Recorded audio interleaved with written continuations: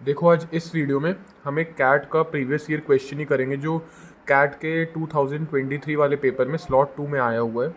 ये question geometry से related है। मैं कहूँगा कि ये जो क्वेश्चन था इस पेपर का एक मॉडरेट लेवल का क्वेश्चन था, जो जिसको कंसेप्ट क्लियर थे वो ये सॉल्व कर सकते थे। ना ही ज़्यादा डिफिकल्ट था, ना ही बोलूँगा मैं इतना ईजी था।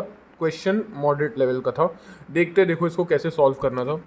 इन अ रेक्टेंगल ABCD, आप पहले हम रेक्टेंगल ड्रॉ कर लेते हैं। AB 9 है, BC 6 है, तो मतलब AB वाली साइड बड़ी होगी, तो हम ड्रॉ कर लेते हैं हमारा रेक्टेंगल।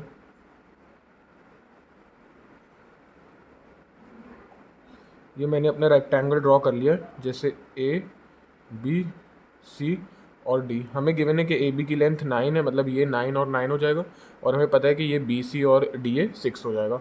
इसके आगे बोला गया है कि P and Q are 2 points on BC पे P और Q 2 पॉइंट्स हैं, तो हम ड्रॉ कर लेते हैं।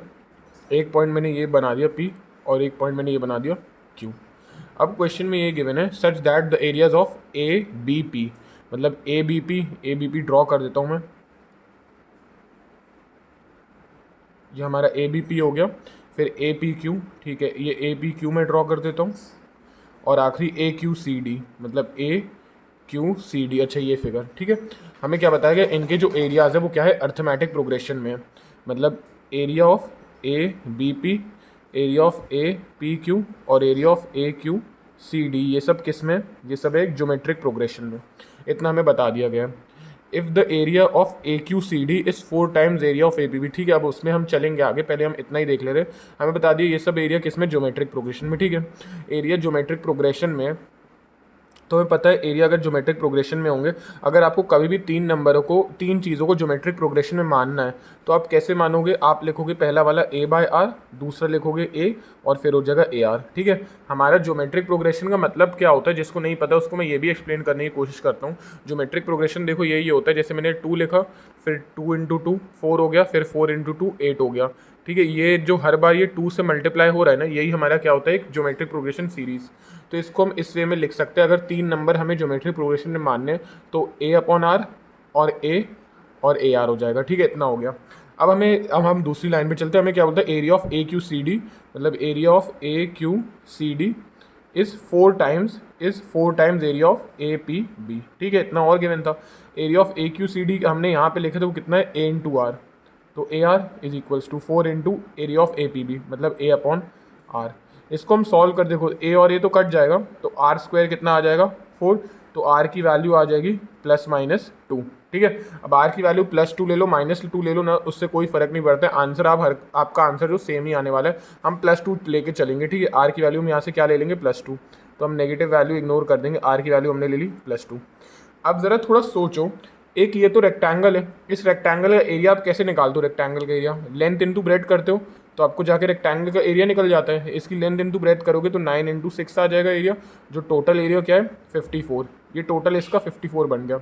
अब आपका फर्स्ट फिगर है ये APB, और फिर है AQP, और फिर है यही QCDA। ये इन तीनों से ही तो जुड़ के आपका क्या बन रहा है, ट्राइंगल। तो अगर मैं लिखना चाहूँ तो मैं ऐसे लिख ही सकता हूँ, area of APB plus area of APQ plus area of AQCD plus area of AQCD। ये कितना होना चाहिए, बराबर 54 के होने चाहिए टोटल एरिया, ठीक है। यहाँ तक तो बेसिक सी चीज़ थी।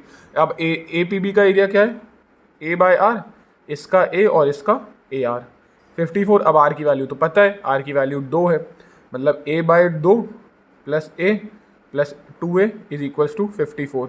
इसको सॉल्व कर लो, तो ये आपका सॉल्व होकर कितना आ जाएगा, और ये हो जाएगा 4 2 6 + 1 7, 7A इज इक्वल्स टू 54 × 2, या फिर A की वैल्यू कितनी आ जाएगी, A की वैल्यू आ जाएगी 54 × 2 डिवाइडेड बाय 7। ये आपके A की वैल्यू आ गई। A की आप LCM निकालोगे तो आपकी A की वैल्यू इतनी कैलकुलेट होके आ जाएगी, ठीक है। ये LCM लोगे तो ये हो जाएगा 4 2 2 4 2 2 4, और ये 4 + 2 और फिर, ठीक है। A की वैल्यू हमारी ये पता चल गई, मतलब हमें तीनों के इंडिविजुअल एरियाज हमें पता चल सकते हैं, ठीक है। अब ज़रा देखो, अगर मैं A की तो वैल्यू हमने निकाल लिया, ठीक है। अगर मैं एक यहाँ से लाइन ड्रॉ करूँ, ये मैंने डायगनल ड्रॉ कर दिया। अब डायगनल क्या होता है, रेक्टेंगल के एरिया को आधा आधा बांट देता है। 54 का आधा क्या होगा, मतलब इसका एरिया कितना होगा, 27 होगा ऊपर वाले हिस्से का, और इस हिस्से का भी एरिया कितना हो जाएगा 27। इसमें तो कोई डाउट नहीं, बेसिक सी चीज़ लिखी है और तो कुछ अलग लिखा नहीं है, ठीक है। अब इसका एरिया 27 हो गया, उसमें से हम इसका एरिया बता सकते हैं ए बी पी कहाँ, बहुत आसानी से बता सकते हैं, क्या है ए अपॉन आर है, ठीक है। तो ए अपॉन आर, मैं ए अपॉन आर करता हूँ, मतलब 54 into 2 divided by 7 upon R मतलब अपॉन 2, तो 2 अपॉन 2 कटा, मतलब इसका एरिया कितना आ गया 54/7। अब मैं ए पी क्यू का भी एरिया निकाल सकता हूँ। ए पी क्यू का एरिया कितना है ए, मतलब इसका एरिया सिर्फ कितना है 54 इंटू 2 मतलब 108 डिवाइडेड बाय 7। अब मैं एरिया किसका ए क्यू सी का भी निकाल सकता हूँ, कैसे, पूरे का एरिया कितना था 27 था, इस पूरे का एरिया कितना है 27 है। अगर मुझे सिर्फ इतने का एरिया चाहिए तो मैं कैसे निकालूंगा, मैं उसमें से ये क्या कर दूंगा माइनस कर दूंगा। देखो मैं कैसे करके बता रहा हूँ, पूरे का एरिया 27 था, उसमें से मैं 54/7 माइनस करूँगा और फिर 108/7 माइनस करूँगा, तो मेरे को ये वाले हिस्से का एरिया पता चल जाएगा, मतलब ए क्यू सी का एरिया। सॉल्व करते हैं तो इसका एलसीएम कैलकुलेट करेंगे तो ये 7 आ जाएगा। 27 इंटू 7 कितना हो जाएगा, 2 7 14, 7 7 49, तो 189 माइनस इसको आप सॉल्व करोगे तो कितना हो जाएगा, ये 5 4 12 तो 162 डिवाइडेड बाय 7। तो इसको सॉल्व करेंगे तो ये कितना बच जाएगा 89 माइनस 62, मतलब 89 में से 60 चले गए तो 29, 27/7, मतलब इसका कैलकुलेट होके आ गया एरिया कितना, यहाँ बाहर लिख लेते 27/7, इस फिगर का ये एरिया आ गया। अब हमें तीनों का एरिया मिल गया, ठीक है, तीनों एरियाज के रेशो मिल गए। अब देखो इनका एरिया क्या होगा, ये पहले का एरिया हमारा आया ए बी पी का, हमारे पहले का एरिया कितना निकल के आया 54/7, दूसरे का एरिया कितना निकल के आया 108/7, और तीसरे का एरिया कितना निकल के आया 27/7, ठीक है। अब देखो एरिया क्या होता है, एरिया क्या होता है, इन तीनों ये जो बने हैं ना ट्राइंगल्स, इन तीनों का हाइट सेम ही है, ठीक है, हाइट सब में क्या है कांस्टेंट है, हाइट सब में क्या है कांस्टेंट है, उसमें तो कोई इशू नहीं है, हाइट सब में क्या है कांस्टेंट है। आपको बस इसको क्या कर देना है, कैलकुलेट कैंसिल आउट कर देना है। देखो थोड़ा और मैं एक्सप्लेन करता हूँ और क्लैरिटी आएगी कि मैं इसको रेशियो में लिख के ऐसे काट क्यों रहा हूँ। ये क्या है, एक ट्राइंगल है, ट्राइंगल का एरिया क्या होता है half into base into height. अब इन सब के एरिया में इन सब का एरिया जब मैं कैलकुलेट करने जाऊंगा, सबके फॉर्मूले हाफ हाफ तो आएगा ही, तो वो तीनों में से 1/2 1/2 1/2 कट जाएगा। अब जरा सोचो, तीनों की हाइट क्या होगी, तीनों की हाइट सेम होगी। अगर मैं ट्राइंगल सीधा भी बनाऊं, मतलब मैं ट्राइंगल अगर ऐसा भी बनाऊं, या फिर मैं ट्राइंगल अगर कुछ टेढ़ा भी बनाऊं, लेकिन इसकी और इसकी दोनों की हाइट क्या है सेम है, तो इन तीनों की भी हाइट सेम होगी, हाइट कट जाएगी, बस अंतर किसका होगा बेस का, तो हमें वो बेस का रेशियो यहाँ से मिल जाएगा। ठीक है, हम कैलकुलेट करते हैं, तो कैलकुलेट करेंगे तो ये कट जाएगा 9 3 27, और ये आपका चले जाएगा 9 1 9 2 18, और ये हो जाएगा 9 6 54, ये और कट जाएगा 3 1 3 3 4 12 और 3 2 6, तो इस का रेशियो कितना आ जाएगा 241 इस क्वेश्चन का आपका आंसर हो जाएगा रेशियो।